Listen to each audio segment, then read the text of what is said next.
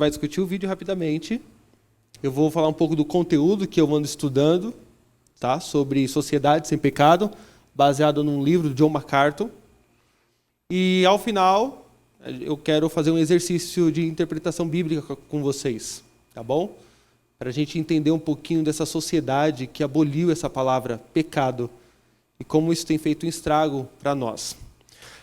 Só alguns pontos para nós ressaltarmos. O Reset, esse trabalho com jovens, eu falei um pouco com o Samuel e quero falar com vocês sobre isso. Primeiro, o Reset, ele não é um culto, tá? Não é culto. Então, a gente vai provavelmente cortar os louvores e já fazer a palestra de forma bem mais objetiva, tá? Visando, às vezes, esses exercícios de interpretação bíblica e assim por diante. Mas, Daniel, por que não é culto? Primeiro, porque eu temo muito culto na direção de jovens. O que acontece? Boa parte do liberalismo que se encontra hoje na nossa igreja, a IPB, e no evangelicalismo brasileiro como um todo, começou com acampamento, onde jovens se reuniam para fazer cultos descolados. E as pessoas começaram a entender que é possível você fazer um culto de forma descolada, e sem seguir regras e assim por diante, fazer o culto do nosso jeito. E nós entendemos pela palavra de Deus que o único que determina o modo que Deus deve ser cultuado é Ele mesmo, não somos nós. Então não existe culto de jovens, culto dos adultos. Existe um culto bíblico, certo? Ele pode ser da direção dos jovens? Pode, desde que seja reverente, piedoso e assim por diante, tá bom? Então, eu quero deixar isso bem claro para vocês. É um momento de conversa, um momento de palestra mesmo, onde a gente aprende junto e assim por diante. Então, se perguntarem para vocês o que é o Reset, é tudo menos culto, tá bom? É um momento onde a gente fala de temas atuais e busca aprender de acordo com a palavra de Deus e assim por diante, tá bom? Tudo certo aí? Tá, vamos orar primeiro, antes de nós começarmos. Achei um pouquinho de jornal, eu sei que vocês gostam. Oremos. Santíssimo e eterno Deus, nós te damos graças por este trabalho. Damos graças ao Senhor porque é tão difícil, Pai, ter um ajuntamento entre jovens nos dias de hoje, que seja com o objetivo de aprender mais da Tua palavra. E nós pedimos-te, ó Deus Santo, que o Senhor nos instrua no dia de hoje a respeito desse tema tão importante, que é a sociedade que esqueceu-se do que é pecado. Nos ajude, em nome de Jesus. Amém. Então, vamos assistir a um vídeo bem curto, acho que é 5 minutos, e a gente vai discutir um pouco. Pode soltar. Estou recebendo agora aqui no estúdio do Balanço Geral o especialista na mente humana, doutor Isaac Efraim. Tudo bem, doutor? Como é que está, Gotino? Vamos falar de culpa. Boa tarde a todos. Boa tarde. Vamos falar de culpa. Vamos. Você fez algo e sente uma culpa dentro de você? Você se sente culpado? O que é a culpa, doutor? A culpa é o sentimento de dívida. O cérebro humano, Gotino, ele precisa de padrões. A gente tem o padrão do que é o certo, do que é o ideal. Normalmente isso funciona de uma forma absolutamente racional ou cultural. As religiões ensinam, os professores ensinam, os pais ensinam. E o que move o sentimento humano, Gotino, na verdade, é a atitude humana, o comportamento, é o sentimento. Quando a atitude da pessoa não corresponde, não chega no padrão idealizado, naquilo que ele considera o correto, ele passa a ter um sentimento de dívida. Ele se sente devendo alguma coisa, ele sente se criticando. Aí vem a culpa. E a pessoa que sente essa culpa, a vida dela muda, ela se sente diferente, ela se sente mal. Dá para perceber quando uma pessoa carrega esse sentimento de culpa? Logicamente, Gotino, que tudo depende da intensidade. Mas o sentimento de culpa é o pior sentimento que o ser humano pode ter. O pior. Por quê? Porque ele negativa a pessoa e ele gera uma vontade de autodestruição. A culpa exacerbada faz que a pessoa queira ser castigada. Você sabe que o segundo livro mais lido da civilização humana é um livro chamado Crime e Castigo, do Dostoiévski, que conta exatamente essa dinâmica. A pessoa comete um crime, é carregada pelo sentimento de culpa. Não vou dar o spoiler do livro, leiam que vocês vão saber qual é o final. E a pessoa que não sente culpa? Bom, tem a pessoa que não tem a consciência que tem o sentimento de culpa. Esse é o cara que não entra muito em contato com o sentimento dele, que dá uma amenizada, que tem uma vaidade muito grande, então ele não assume isso daí. Mas tem a pessoa que tem o sentimento de culpa e tem a necessidade, por conta disso, de agredir o outro. Então a culpa, em vez de consumi-lo, gera um sentimento de prazer. Este é o psicopata. Doutor, e a pessoa que sente culpa, mas ela sente culpa, ela se sente tão culpada que ela pode ficar doente? Pode, pode. A culpa é um dos elementos que leva a pessoa para o estado depressivo. Eu já vi muita gente no consultório entrar em depressão por conta da culpa. E qual é o pior? Quando a pessoa está em depressão, a culpa aumenta. Então é um mecanismo que se retroalimenta. É perigoso. Que dica que o doutor pode passar para uma pessoa que está assistindo a gente e fala assim, a minha família não está bem, eu me sinto culpado.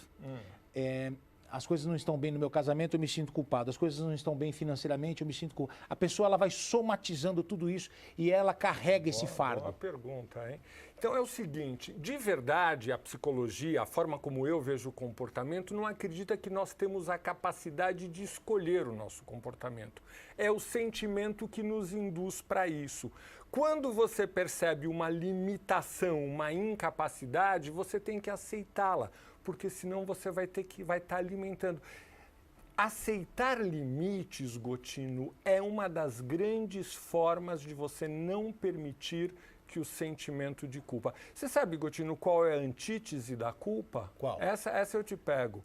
É a vaidade. Nesses exemplos... Da culpa é a vaidade? Gotino.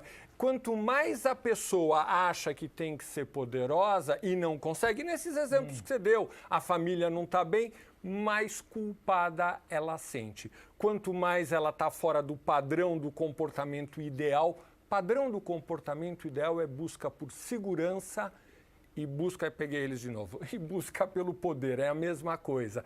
A pessoa vai em busca disso para se sentir protegida. Não atinge esse patamar, se sente culpada. Doutor, eu não tenho culpa, mas o nosso tempo acabou. Obrigado.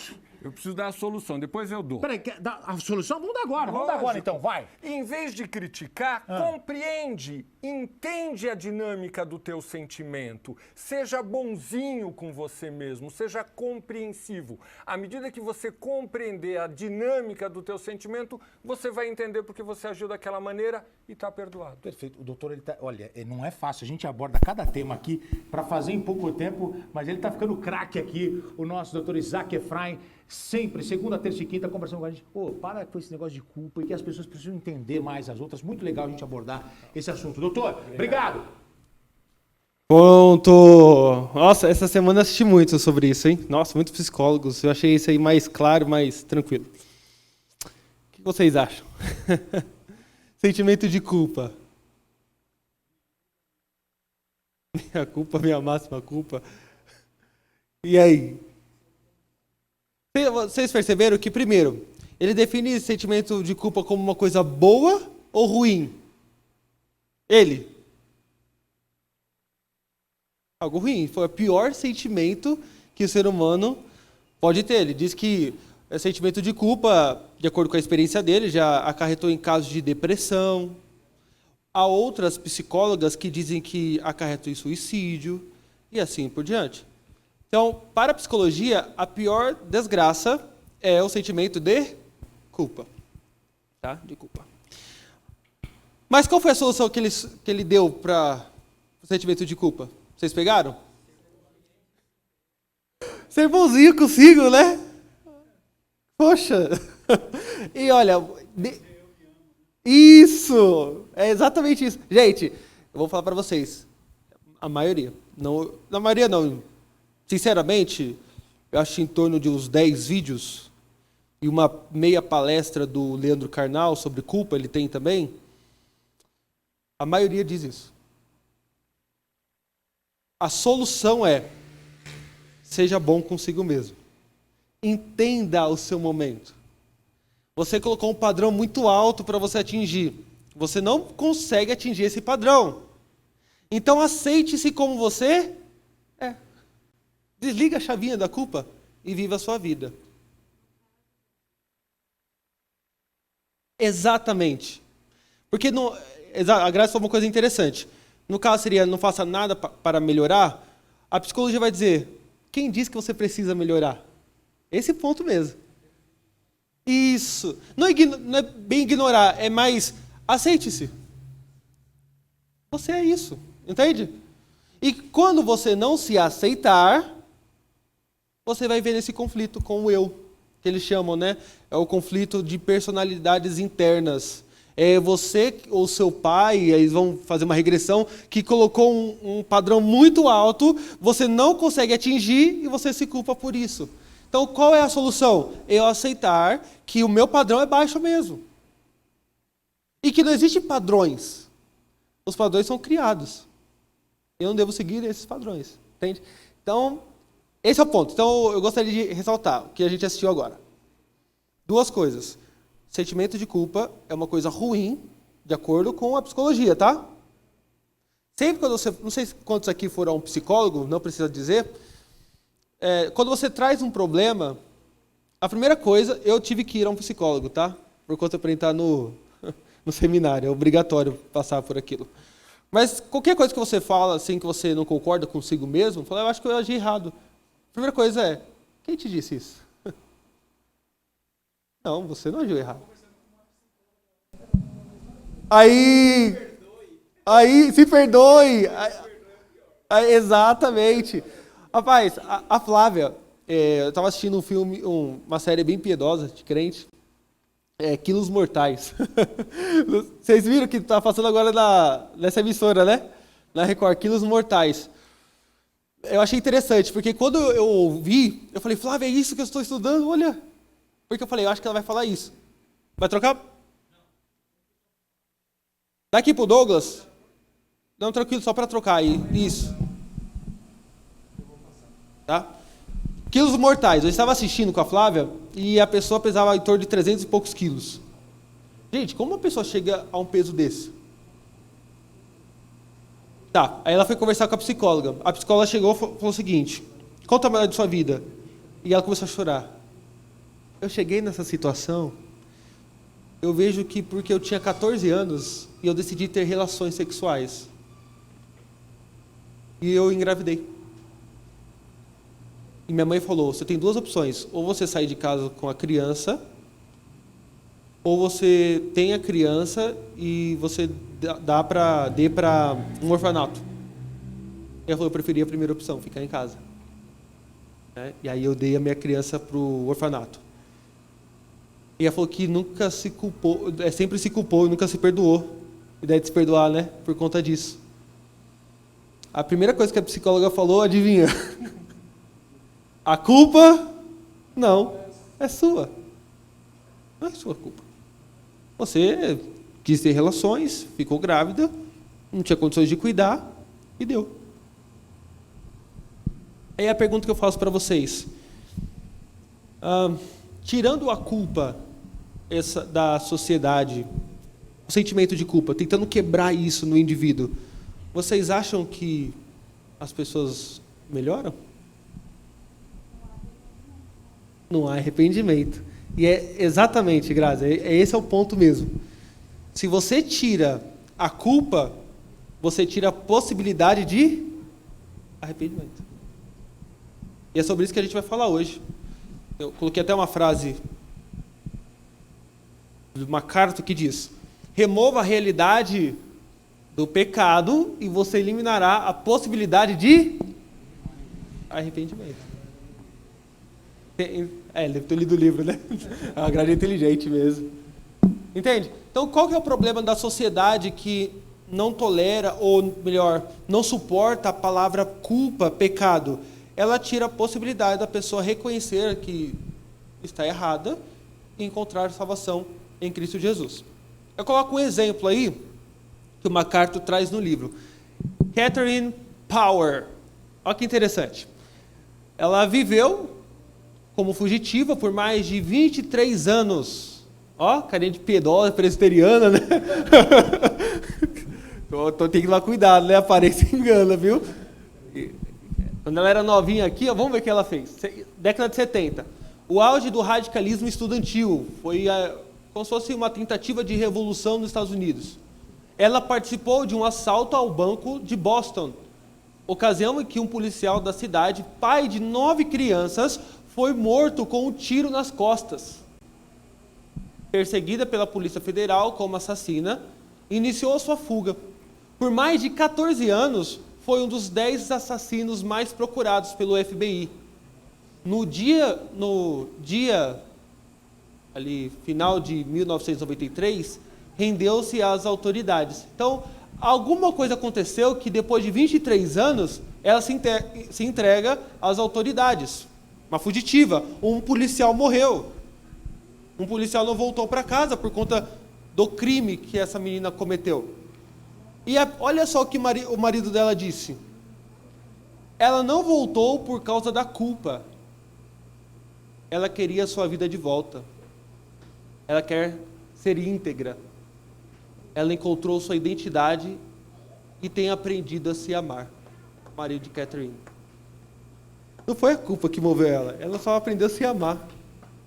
Veja, ela quis ser uma pessoa melhor. E é interessante que no livro ele traz de forma mais detalhada o relato, onde ela diz que a maior questão não foi assumir o crime, foi se perdoar, como o Douglas falou. Então, essas pessoas é uma amostra, é claro, da sociedade em que nós vivemos, onde não há admissão de culpa e há uma fuga constante. Então, o que nós vivemos hoje? Aquilo que o MacArthur chama de guerra contra a culpa.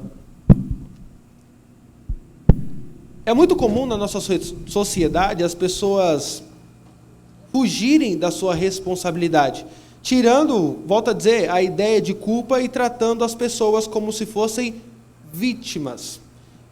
Alguns casos para vocês entenderem. Existiu uma mulher, uma garçonete, que quando ela chegou no trabalho, ela esfaqueou uma outra mulher no bar. E depois, quando ela foi levada à corte, ela alegou que estava de TPM e que não era a sua culpa. Outro caso.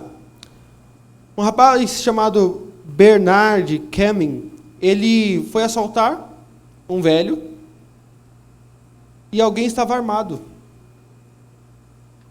e atirou. Ele ficou paralítico, entrou na justiça e ganhou. Ganhou alguns milhares de dólares, porque ele contou a sua história e disse que era apenas mais uma vítima da sociedade. Uma outra história que me intrigou bastante foi de um rapaz, um professor chamado Richard alguma coisa, nome difícil, parece russo. Ele estava dando alguns telefonemas para suas alunas, telefonemas pesados, de nível sexual.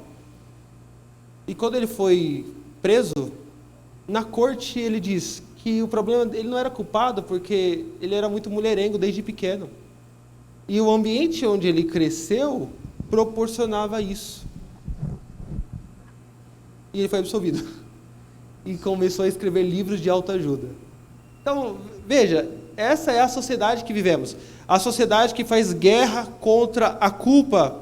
Uma sociedade que perdeu a ideia de pecado. Não há mais pecado. Hoje em dia, se você pegar a lista da psicologia de doenças, tem doenças de tudo quanto é tipo. É igual aquela pessoa, né? Quando ela pedofilia, por exemplo. Pedofilia é considerado um transtorno. Você nunca ouviu falar quando a pessoa pega num pecado como esse, fala, não, ele tem problema. A questão é mental, entende? Porque nós vivemos uma sociedade que perdeu a ideia de pecado. E se você tira esse vocabulário, como a Grazi disse muito bem, você perde a possibilidade de arrependimento, de crime também. Olha, vou te falar de crentes. Não sei, houve um crime, eu postei alguma coisa, eu sei que a pessoa me mandou um WhatsApp assim, e se ele tivesse nascido em circunstâncias diferentes? Você acha que ele seria a mesma pessoa? Vocês acham que o fato da pessoa ter nascido num ambiente de criminalidade o faz criminoso? O que vocês acham disso? Sim ou não? Mas se ele tivesse nascido em, sei lá, no bairro ali, perto de Harvard, o pai dele fosse um grande professor, ele tivesse bolsa para estudar na melhor faculdade do mundo, será que seria diferente? Pega ou não pega? Será? O que você acha, Lucas? Boa, microfone. Som? Tá.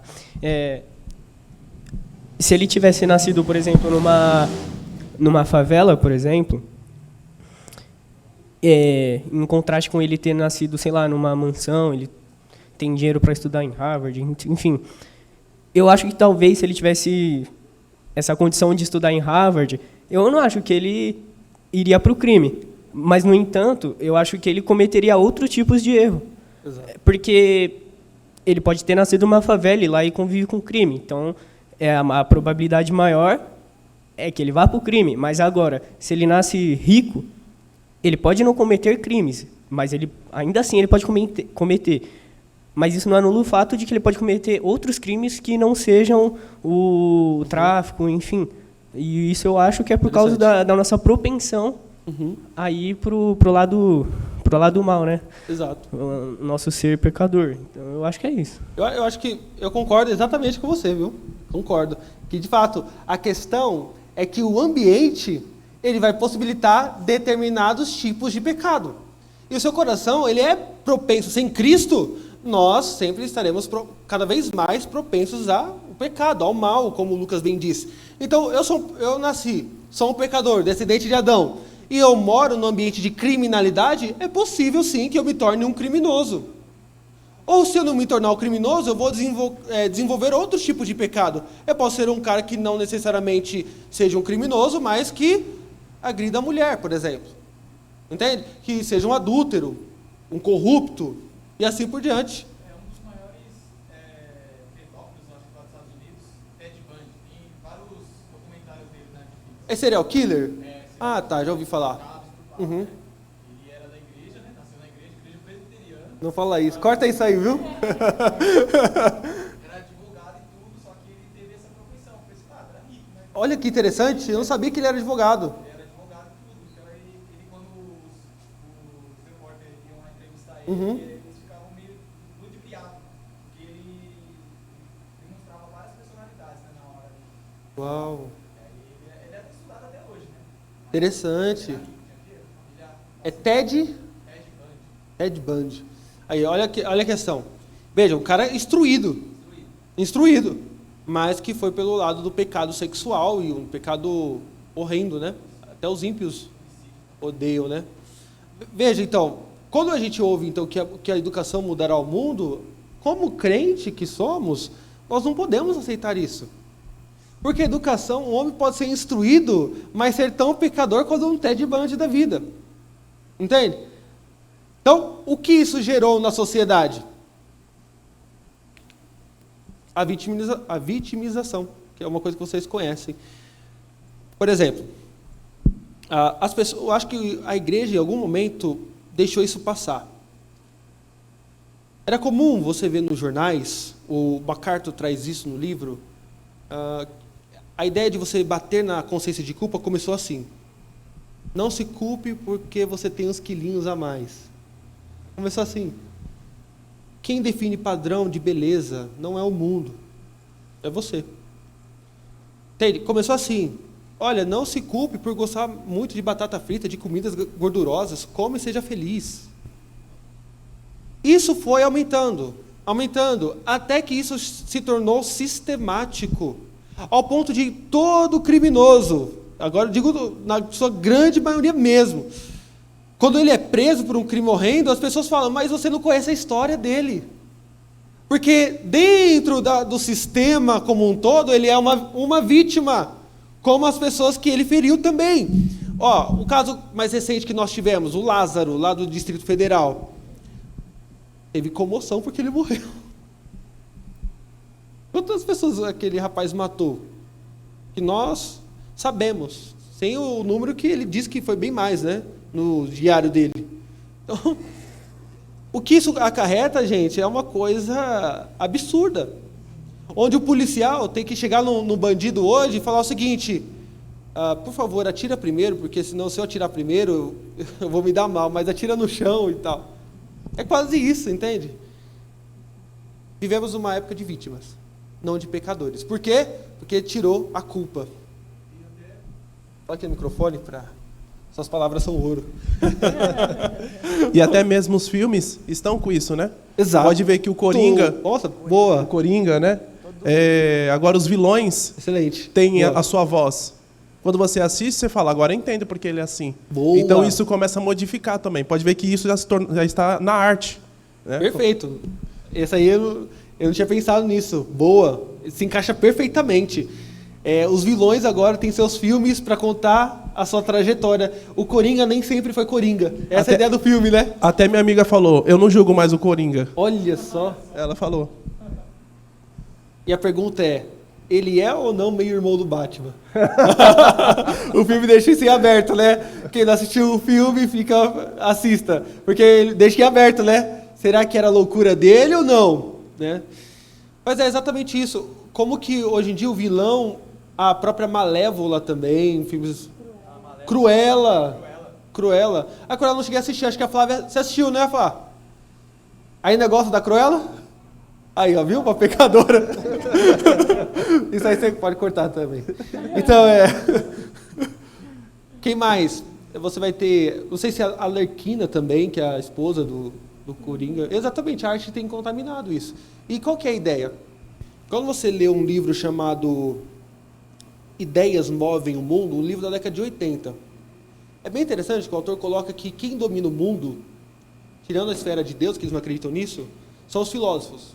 A sacada do livro é essa: os filósofos dominam o mundo. Por quê? Porque eles são dominadores, eles vão morrer e vão continuar dominando por meio das ideias. E por que eles são tão fortes? Porque as pessoas não sabem que são escravas dos seus pensamentos. Não sabem, elas só agem. Mas qual que é a ideia dele? Primeiro se discute na academia. Quando você domina a academia e o que é ensinado, desce para as artes. E das artes para o populacho. Essa é a ideia. Porque a sociedade como um todo não vai lá. Vou ler um livro de Platão, vou ler um livro de Sófocles. Não, eles não sabem nem o que é isso. Mas todos aqui assistem Netflix. Todos aqui mexem no YouTube. As mídias também, né? Jornais. As mídias, entende? Então a ideia é a seguinte: quando você pavimenta ali, deixa bem solidificado as academias, aos poucos isso vai descendo para as mídias, meios de comunicação, fazendo que chegar até a população. E a igreja? Será que a igreja ela conseguiu se blindar, fechar as portas e não se contaminar com tudo isso que eu estou falando para vocês? O que vocês acham? Aí é o nosso próximo ponto. Qual é o impacto disso para a igreja? Crentes fracos. Crentes fracos? Crentes fracos. É uma palavra que quase chega a ser um palavrão. Mas eu vou ter que falar. Desculpe nossa sociedade pós-moderna. Disciplina. É uma palavra que é pesada, né, para a nossa época. Uma época que não tem respeito por ninguém. Uma época onde as pessoas vêm aqui à frente e juram, não, presto fidelidade à igreja presbiteriana até ela ser fiel à palavra de Deus. Mas no momento que ela cai em pecado, é chamada a atenção. Né? E aí? Como que a gente vê o impacto disso tudo que a gente está falando, de culpa, na igreja? Vocês já ouviram falar das igrejas emergentes? Esse nome, eu acho que por esse nome é mais difícil. São igrejas friendly, igrejas amigáveis. Qual que é a ideia das igrejas amigáveis? Primeiro, pega o que acontecia nos acampamentos e traz para a igreja. Ou seja, você quebra a liturgia do culto. Faz uma coisa mais descolada. Você vai fazer a igreja vai ter uma iluminação mais fraca, não vai ter oração de confissão, intercessão, já começa no louvor, mas o louvor não é um hino necessariamente, mas o ritmo é o ritmo moderno, e louvor, louvor, louvor. Aí do nada chega o pastor já com o microfone de lado, com a gola, sabe? Vestido como o pessoal. E irmãos, tudo bem? Como vocês estão? O banquinho. Vamos lá, bate palmas aí! Aê! O nosso tema hoje é, sei lá o que, culinária e assim por diante. A vida de Monteiro Lobato e as suas implicações teológicas para cada um de nós. Aconteceu na IPB. Aconteceu. A Chácara Primavera é uma ideia disso. A igrejas de comunidades. Foi uma tentativa, né, disso. Se vocês não sabem o que é Chácara Primavera, procurem saber. Tá? É daí para pior. É daí para pior. São igrejas que tentaram copiar o modelo dos Estados Unidos, igrejas amigáveis. Igrejas amigáveis é o seguinte, então, liturgia jovem. E não pregue sobre pecado. Isso que é do vocabulário.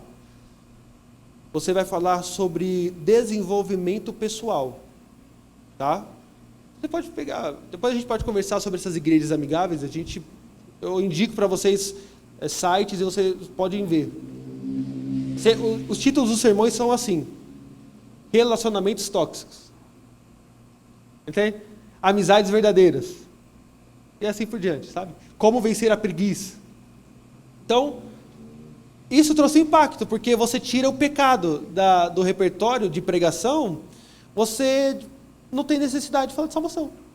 Qual é a necessidade de Cristo para a vida da igreja, no sentido de você viver numa sociedade onde guerreia contra a culpa, onde você tem a perda da ideia de pecado, onde nós não somos culpados diante de Deus, mas vítimas como todos. Entende? O que acontece? Como que eu enxergo tudo isso? Todos nós estamos no avião. MacArthur registra isso de forma... Isso aconteceu de verdade. Está todo mundo lá. O Lucas é meu copiloto. Vocês estão no avião. Aí chega uma reclamação. Daniel, acho que está tendo uma fumaça na turbina direita. Aí o Lucas chega para mim e fala, Daniel, eu acho que está alertando aqui que a turbina direita está com problema. Eu chego e falo, gente, é simples, é só quebrar o sistema de alarme. Aí você vai lá e quebra. Pergunta, resolve quebrar o sistema de alarme? Isso é tirar o sentimento de culpa. Previamente, né? Só desespero, né? Isso aconteceu nos Estados Unidos. O copiloto avisou, o piloto falou, não, o sistema de alarme está com problema. E o avião caiu. Depois, quando eles recuperaram a caixa preta, eles viram isso. O piloto desconfiou do sistema de alarme. A culpa, irmãos, é uma bênção para nós. Uma bênção. Porque ela nos mostra que nós estamos a caminho do precipício e devemos fazer meia volta e correr aos braços do Redentor. Tá? Então, o impacto na igreja é gigantesco. Pessoas que não pregam sobre o pecado e querem ser descoladas. Querem ser boazinhas aí, assim por diante. Presbítero? Esse impacto que eu vejo na igreja... Só pega o microfone para a gente... Esse impacto que eu vejo na igreja também é da seguinte forma, de uma forma geral. Excluir o sacrifício de Cristo na cruz, mostrando o homem como pecador. Você entendeu? Exatamente. Excluindo, porque você não ouve mais... Exatamente. As pregações do sacrifício na cruz, apontando diretamente, você é culpado pelo sacrifício de Cristo. Uhum. Se você falar isso, você não enche a igreja. Então o pessoal está preocupado com a igreja cheia. Exatamente. Para ouvir aquilo que é agradável aos ouvidos. Exatamente, isso é a igreja amigável. Exatamente. Tá? E se reflete hoje, principalmente também nos sermões, que muito poucos têm coragem de chegar e fazer o apelo, e fazer uma mensagem, dizer que você é culpado, você é pecador, se você não se arrepender do seu pecado, reconhecendo Jesus Cristo como o Filho de Deus, morto e ressurreto no terceiro dia, você já está com um caminho traçado. Eu vou te falar o que eu ouvi, presbítero, de doutores, caras que estudaram muito a Bíblia.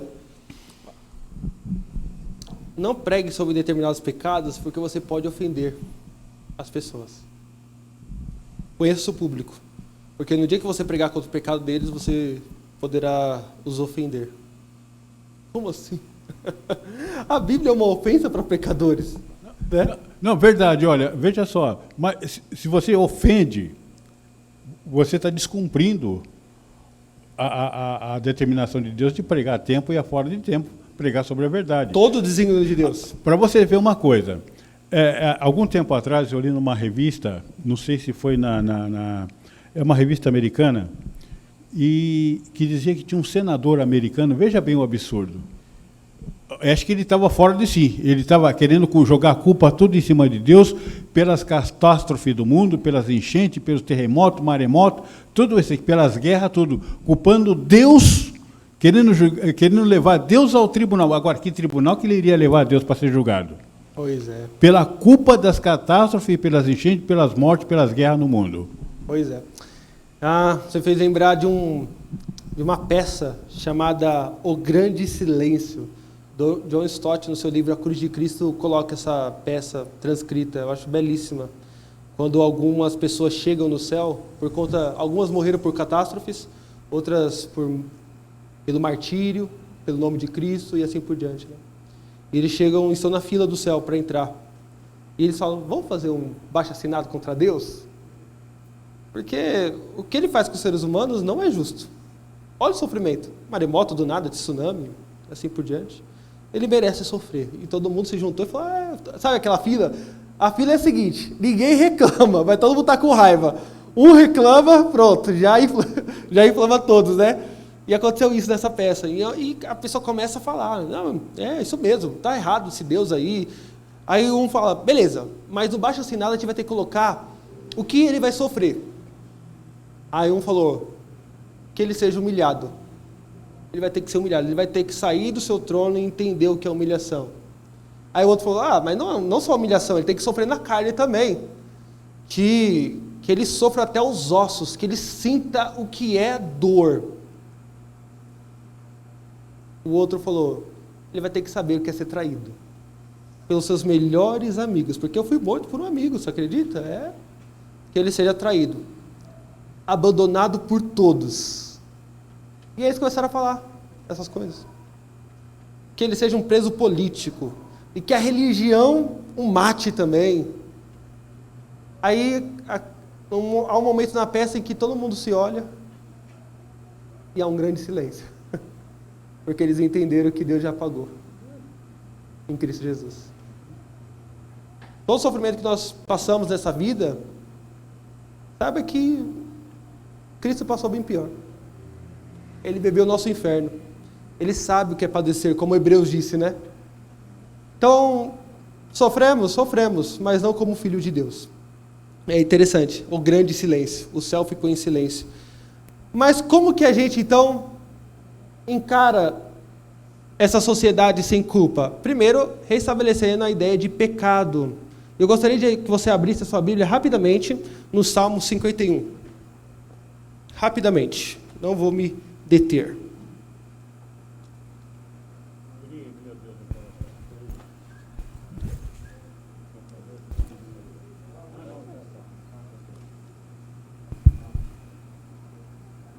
Eu vou olhar aqui, tranquilo. Eu prefiro que vocês deixem lá, porque são os tópicos. Obrigado. Salmo 51. Pergunta: qual foi o contexto de escrita do Salmo 51? Quem lembra?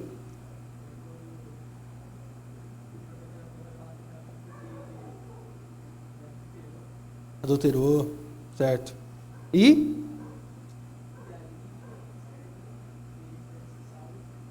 Certo. Culpa, legal. Davi adulterou, mas ele fez mais alguma coisa. Matou, praticamente matou. Matou?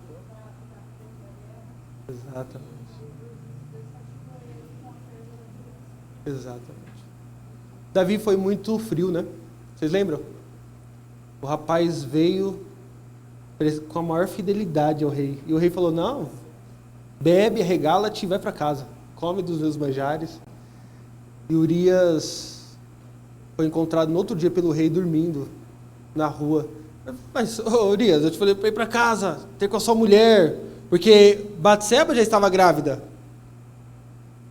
E ele falou, mas senhor, a arca do Senhor está aberta, dormindo em céu aberto, o seu povo, os meus compatriotas estão também, eu vou dormir com a minha esposa.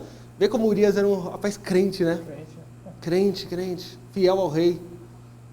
E o que Davi fez? Joabe, quando estiveres na batalha, deixe Urias sozinho, para que ele morra.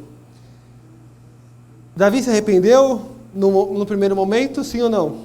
Não. Ele ficou culpado? Ficou, sim ou não? Como que você sabe que não?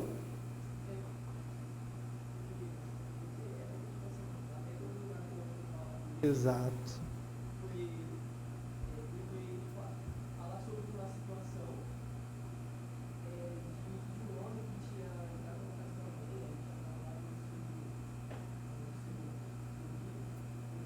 Ovelha.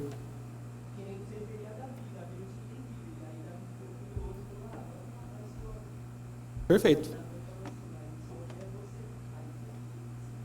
Ele cai e se pequei. Ele diz isso, né? Exatamente. Natan, ele faz uma parábola, né? Vocês lembram da parábola? O Lucas contou aqui, parafraseando, existia um homem rico, tinha muitas ovelhas, falou, vou fazer um churrasco. E chamou uma par de gente. Mas ele pegou das ovelhas dele? Pegou do rapaz que tinha uma só, pobre. E não só pegou como matou. E Davi fala, meu Deus, quem é esse homem? E diz o texto que o semblante de Davi fica irado. Ele fala, esse homem vai pagar 3 vezes mais. Tu és o homem. Como eu sei que ele não se culpou? Porque ele em nenhum momento pensou, sou eu. Nenhum momento. Davi estava cauterizado. Nenhum momento Davi falou, nossa, eu acho que pode ser que seja eu. Nem passou pela cabeça dele. E o texto do Salmo diz que quando ele cai em si, ele escreve um grande tratado de arrependimento. Diz assim o texto, compadece de mim, ó Deus, segundo a tua benignidade, segundo a multidão das suas misericórdias, apaga as minhas transgressões, lava-me completamente da minha iniquidade, purifica-me do meu pecado. Olha, eu gostaria de chamar a sua atenção para isso. Davi, ele primeiro se dirige a Deus, e no segundo momento ele chama, primeiro, né, apaga as minhas transgressões, no verso 1. Ou seja, Davi, ele sabe que ele transgrediu uma lei, ele é um criminoso diante de Deus, ele não é vítima, mas ele é o ofensor. No segundo momento, ele pede para que Deus o lave da sua iniquidade, ou seja, do seu pecado.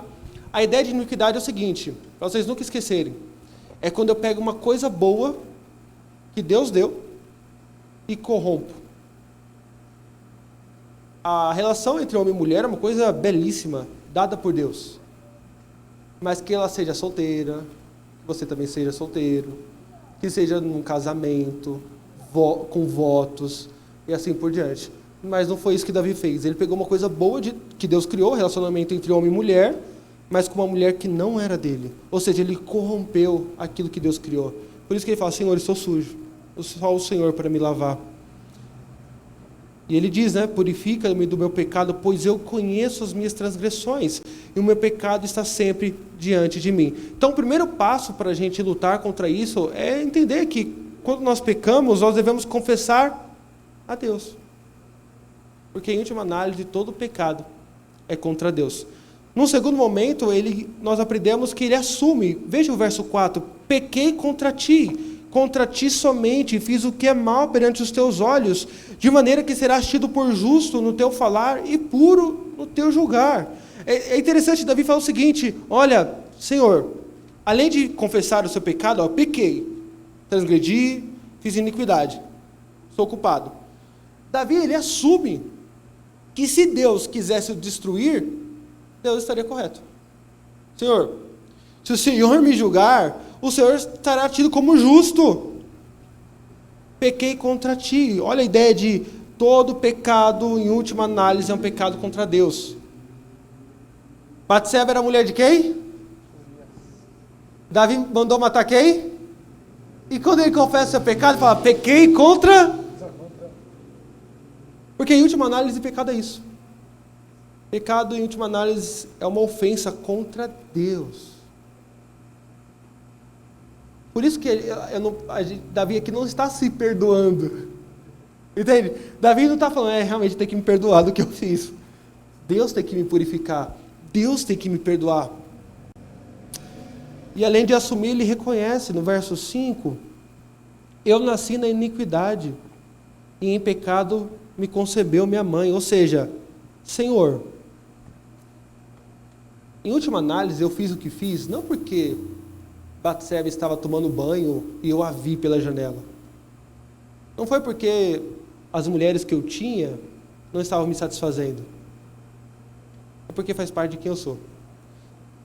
Ele reconhece a sua natureza, entende? Em última análise, nós pecamos porque a nossa natureza é isso mesmo. Eu nasci em pecado. Não foram as circunstâncias que fizeram eu pecar. Embora as circunstâncias elas tenham a sua importância, mas o fator determinante é o coração. É o que está dentro de nós. E Davi reconhece, então, que ele pecou porque ele era um pecador de fato. Mas, por fim, irmãos, nós devemos crer como Davi creu. Se você continuar lendo, verso 12, restitui-me a alegria da tua salvação e sustenta-me com o espírito voluntário. Ainda que eu peque, ainda que eu confesse, assuma e reconheça a minha culpa, e ela existe, eu sei que o Senhor pode me restaurar. Esse é o ponto. A religião ou a doutrina cristã, ela não termina na culpa, mas ela termina no apontamento da graça. Cristo morreu para pagar a nossa dívida. Por isso que João, na primeira carta, capítulo 1, ele diz que se confessarmos os nossos pecados, Ele é fiel e justo de perdoar os nossos pecados e nos purificar de toda a injustiça. Cristo morreu e nós devemos nos apropriar disso. Ou seja, crer que, em última análise, a minha culpa está no madeiro. A solução não é se perdoar. A solução não é as terapias que o mundo oferece. A solução é, primeiro, reconhecer o seu pecado, assumi-lo e correr para Jesus, pelo perdão do Senhor, suplicando o perdão do Senhor. Essa é a única maneira de nós lidarmos com uma sociedade em que o pecado foi excluído. Agora, dito essas coisas, eu gostaria que você abrisse em João capítulo 8, para a gente encerrar, versos 1 a 11. Eu não lerei, vou dar um tempo para vocês lerem rapidamente esse texto, e a pergunta que eu faço é o seguinte: Jesus, ele era contra o sentimento de culpa? Será que Jesus ele concordaria com essas igrejas amigáveis que não condenam, que não falam sobre culpa de pecado? Então, eu peço que vocês leiam um pouquinho esse texto e já a gente vai discutindo. João 1, do 1 ao 11.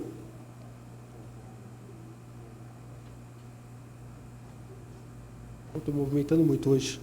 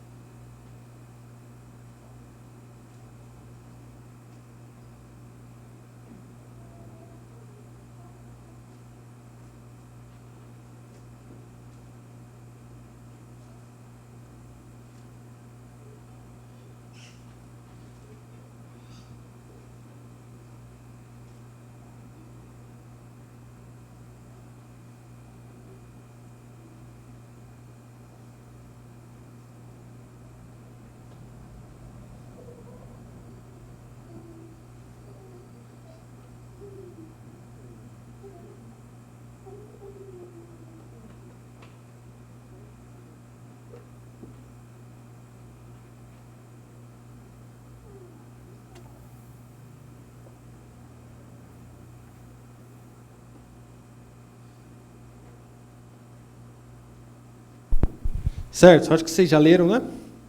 Do que o texto diz? Mulher adúltera. Adultera. E aí, Jesus é a favor ou contra a questão da culpa? Muitos utilizam esse texto, tá? Por isso que eu tô... E aí?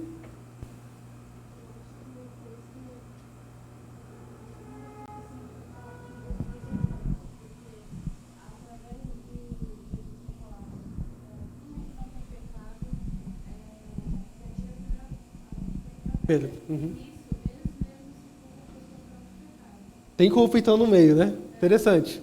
Porque se eles não tivessem largado as pedras, não tenho culpa não. Já ia vir uma lá de longe. Se fosse hoje, hein? É verdade. Na nossa sociedade, eu tenho culpa não, você vai ver. Pedregulho, né? O psicólogo disse que eu não sou culpado de nada. Então. Já é um psicólogo lá, hein? Vamos lá, vamos entender esse texto aqui para a gente finalizar nosso encontro de hoje. Então, vocês já leram, estão familiarizados? Então, a gente vai caminhando aqui. Jesus, entretanto, foi para o Monte das Oliveiras. De madrugada, voltou novamente para o templo. E todo o povo ia ter com ele, e assentado, os ensinava. Os escribas e fariseus trouxeram à sua presença uma mulher surpreendida em adultério, e fazendo-a ficar de pé no meio de todos. Disseram a Jesus: Mestre, essa mulher foi apanhada em flagrante adultério. E na lei nos mandou Moisés que tais mulheres sejam apedrejadas. Tu, pois, que dizes? Isso diziam eles, tentando-o para terem de que o acusar. Mas Jesus, inclinando-se, escrevia na terra com o dedo. Algumas coisas aqui. Primeiro, a lei de Moisés ensinava que mulheres deveriam ser apedrejadas quando surpreendidas por adultério? Primeira coisa. Não necessariamente. Os dois, exatamente. A pergunta que ele deve fazer quando olha um texto desse: onde estava um homem? É uma possibilidade. É uma possibilidade. Ou ele fugiu, ou a outra possibilidade é deixaram ir. Ou só quiseram levar só a mulher para ver Só a mulher. a criação de Cristo diante dela. Mas a lei de Moisés, se era para ser rigoroso com a lei de Moisés diz o seguinte: tem que ser os dois. Os dois têm que morrer. Certo? Então, já temos um erro aqui. Certo? Os dois deveriam estar ali. Não estavam, somente uma mulher. Então, o processo já começou errado. Segundo, nós temos um ato de hipocrisia, porque eles chamam Jesus de, verso 4, mestre. Contudo, eles não acreditavam em Jesus conforme o verso 6, eles queriam pegar Jesus. Então, ali já tinha hipocrisia. E por que eles queriam pegar Jesus? Qual que era a trama deles? Se Jesus fala, pode apedrejar, pode matar, eles iam correndo para quem? Para os romanos. Naquela época, somente Roma poderia exercer o poder da espada. Somente Roma poderia matar. Existia uma coisa chamada Pax Romana. Somente os romanos matam. Tem problema? Leve para nós. É verdade, nem sempre os judeus respeitavam isso. Lembre-se do caso de Estevão, que morreu apedrejado. Mas, via de regra, Roma era muito cuidadosa com isso, para evitar rebelião. E se Jesus dissesse, não mate? Estaria contrariando a lei. Contrariando a lei. Ele é falso profeta. Entendeu o jogo aqui? Então, eles falaram, agora pegamos ele. Não vai ter para onde fugir. Vamos lá. Então, Jesus, enquanto dizia isso, eles tentando para terem do que o acusar. Para que eles queriam acusar Jesus? Não era só para descredibilizá-lo, mas para matá-lo. Então veja que os fariseus e os escribas eram piedosos. Eles queriam pegar Jesus num erro para matar o Filho de Deus. Aí você vai entender quem tem mais pecado aqui. Entende? Tem pecado aqui, mas veja os pesos que tem o texto. Tá? Vamos lá. Mas Jesus, inclinando-se, escrevia na terra com o dedo. O que ele escrevia? Não Tem um sei. teólogo do TikTok aí que sabe o que ele escreveu. Não dá para saber. Alguns dizem que seriam os 10 mandamentos, né? Que é uma alusão às tábuas, Êxodo 30, se não me engano, no verso 18, diz que Deus escreveu as leis nas tábuas de Moisés com o próprio dedo. Tem alguns teólogos que defendem isso. Mas não dá para saber, né? Não dá para saber. E tornando inclinar-se, continuou a escrever no chão. Mas ouvindo eles essa resposta e acusados pela própria consciência, foram se retirando um por um, a começar pelos mais velhos. Perdão, lá em cima, verso 7. Como insistissem na pergunta, Jesus se levantou e lhes disse: aquele dentre vós estiver sem pecado, seja o primeiro que lhe atire pedra. E tornando a inclinar-se, continuou a escrever no chão. Mas ouvindo eles esta resposta e acusados pela própria consciência, foram se retirando um por um, a começar pelos mais velhos, até os últimos, ficando só Jesus e a mulher no meio onde estavam. Interessante que Jesus estava escrevendo alguma coisa, viu? Não sei se vocês já assistiram a filmes que mostram Jesus escrevendo desenhando um peixe, fazendo... Não, ele estava escrevendo, não desenhando. O texto é claro. O que era, não sei. Poderia ser o pecado de cada um? Poderia. Cobiça, falso testemunho, poderia. Não vejo problema aqui. Mas o texto não diz. E Jesus diz: quem não tem pecado, que atire a primeira pedra. O pecado deles era maior. Por quê? Porque eles não estavam querendo cumprir a lei. Eles não queriam pegar a mulher em adultério. Eles queriam pegar Jesus. Esse é o ponto da narrativa. Entende? E o texto fica interessante a partir do verso 10, que diz: erguendo-se Jesus e não vendo a ninguém mais além da mulher, perguntou-lhe: mulher, onde estão aqueles teus acusadores? Ninguém te condenou? Respondeu ela: ninguém, Senhor. Então lhe disse Jesus: nem eu tampouco te condeno. Vai e não peques mais. Aí que está. Jesus não condenou. Quem é a igreja para condenar? Dizem essas igrejas amigáveis. Como que a gente resolve isso? E aí, Vinícius, nos ajude.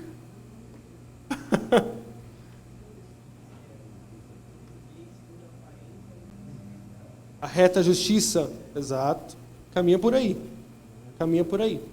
Não julguei segundo a simples aparência, mas segundo a reta justiça. Legal. Está em conflito, será?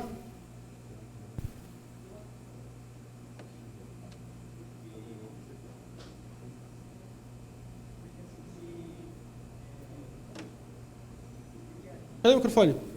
Para todo mundo ouvir.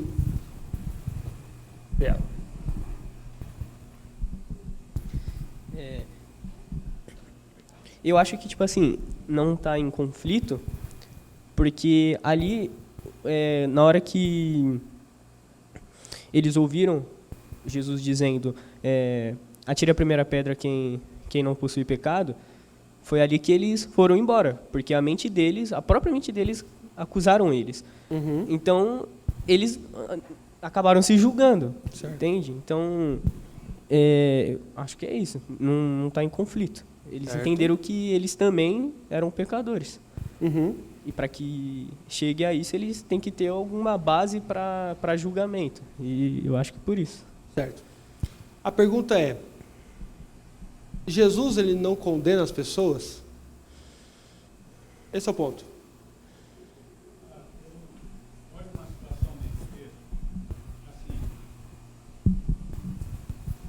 Posso não estar de acordo com os pensamentos, mas o que eu entendo aqui nesse texto é o seguinte: às vezes a gente espera que haja uma manifestação de arrependimento, no caso Perfeito. da mulher, Uhum. uma manifestação de arrependimento. Ela não disse, ela não chegou a Jesus e disse: Senhor, me perdoe pelo pecado.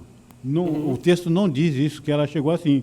Mas como Cristo sabe, sonda os corações, ele sentiu Com certeza. que ela já se arrependeu pelo ato, pelo momento ali dela estar diante de pé, Cristo, diante de pé de todo mundo ali. Concordo. Então, Cristo provavelmente sentiu esse arrependimento dela. Diferente daquela outra que tocou nas vestes de Cristo para que fosse estancado o fluxo de sangue.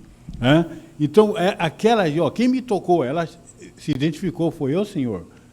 Né? Então, aqui não houve essa manifestação, eu me arrependo, como a gente diz, olha, você aceita Cristo como Jesus, como as perguntas que a gente faz na profissão de fé, que o pastor faz. Então, aqui não houve essa manifestação, mas Cristo sondou o coração. Por essa razão, ele até disse, olha, vai e não peques mais. Exato. Aqui houve um expresso perdão de Cristo à mulher. Achei interessante. E a gente caminha para uma resposta com a sua colocação, presbítero. Jesus sempre tratou e sempre tratará pecado como pecado. Ele não disse que ela era uma vítima, não disse que, poxa, realmente você só teve um deslize. Ele falou, não, vá e não peques mais. Mas a questão de condenar, eu queria que vocês olhassem para essa palavra não como condenação moral, porque não está em jogo aí condenação moral, mas o contexto é de lei civil. Na parábola de Lucas, aquela parábola do louco e da sua vinha, do seu terreno, acho que é Lucas 12, Lucas 19, depois vocês podem procurar, onde há dois irmãos, antes de falar a parábola, vão dois irmãos até Jesus. E fala, Jesus, ó, meu irmão, aquele ali, não quer dividir comigo o terreno. E Jesus falou, quem me colocou entre juiz entre vocês? Jesus não veio para ser juiz no sentido da lei civil, entende? Então, aspecto de ser cumprida a lei civil ali, Jesus falou, não é comigo. Eu não vim para isso. Eu não te condeno, nem tampouco ninguém te condenou aqui. Vai e não peques mais, por quê? Porque pode ser que eu não esteja aqui. Entende? Então, o aspecto ali, eu quero que vocês vejam a palavra condenação no aspecto de lei civil. Jesus não veio para ser legislador no sentido de Israel. Falou, vamos ver, eu sou juiz, pode vir, próximo. Não, ele veio para ser o Salvador. Até porque, de acordo com João 3, todos já estão condenados. Ele fala de Salvador, não de condenação. Porque condenação são todos. Entende? Então, Jesus nele não quebra a lei, ele trata pecado como pecado, mas ele se abstém de ser um juiz civil naquele momento que não era o seu cargo. Quero que vocês enxerguem assim, tá bom? O microfone? E além do que você falou, quando eles usam esse texto, normalmente, é porque eles dão ênfase errada na leitura do texto. Como você falou, o objetivo ali não tem nem muito a ver com a mulher. Pode ver que a mulher vai desaparecendo, né? E o foco fica mais entre o diálogo deles. Mas, como você já respondeu isso, você acabou comentando sobre a igreja. E a igreja?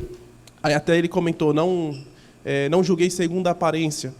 E além desse texto que ele citou de João 8, se eu não me engano, acho que João 8, tem o de Mateus 7. Não julgueis, né? Não julgueis para não ser julgado, ponto final, acabou o texto, fechou a Bíblia, não existe mais nada. Né? Nós temos que entender uma coisa, e até uma vez aconteceu isso no serviço. A gente estava comentando, né? E a menina falou que na igreja dela um casal ia ser disciplinado por imoralidade sexual. Sabe, ter sexo antes do casamento. Uhum. E ela falou, ela deu risada. Quem são homens para poder falar de outros homens? A ideia que você falou. Jesus, tudo bem, Jesus pode falar, porque ele é perfeito, mas e nós? Uhum. Perfeito. A ideia é que Deus deu autoridade à sua igreja para poder disciplinar, porque essa é a ideia. Mateus 18, né? Exatamente, disciplinar.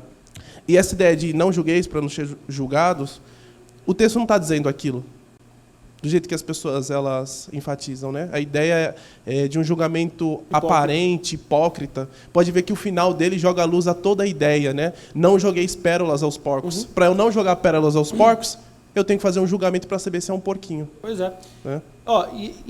O aspecto da hipocrisia dos fariseus é muito grande, ao ponto de alguns intérpretes, bons intérpretes de João, dizerem o seguinte, possivelmente o homem que estava com aquela mulher foi mandado pelos próprios fariseus.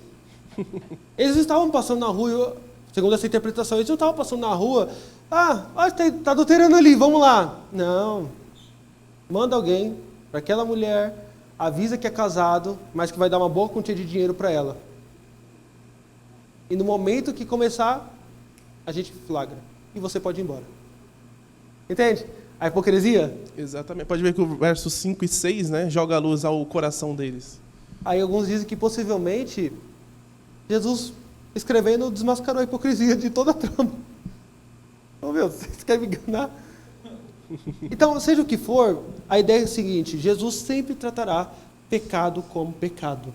Mas louvado seja Deus que nele nós temos salvação. Louvado seja Deus.